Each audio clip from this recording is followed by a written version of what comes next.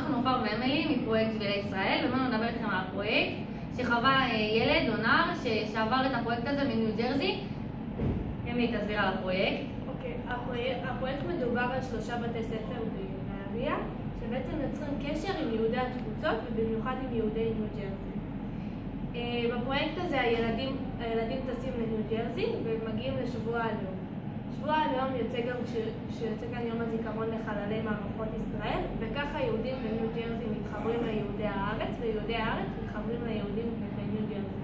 וככה גם ההפך, היהודים בניו ג'רזי מגיעים לארץ. ועכשיו אנחנו נשמע שיחה שדיברנו עם נער שחווה את הפרויקט הזה ועבר אותו, ונתחיל את השיחה איתו.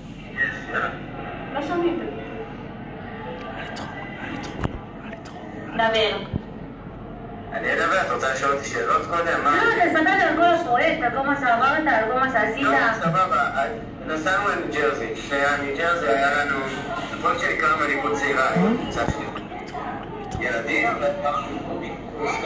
זה ממש נחמד, בנושא מנהיגות, בנושאים, כל מיני נושאים, קבלת החלטות, כאלה דברים.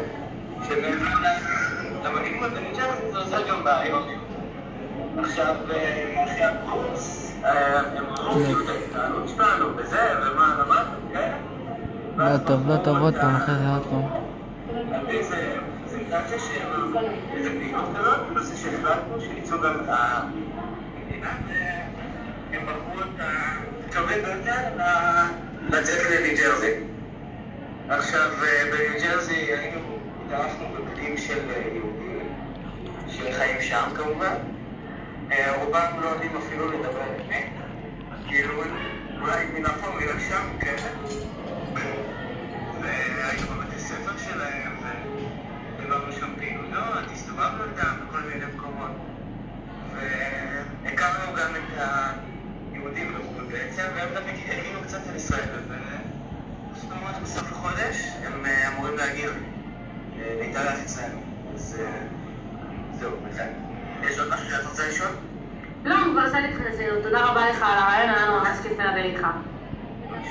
תודה רבה, ביי.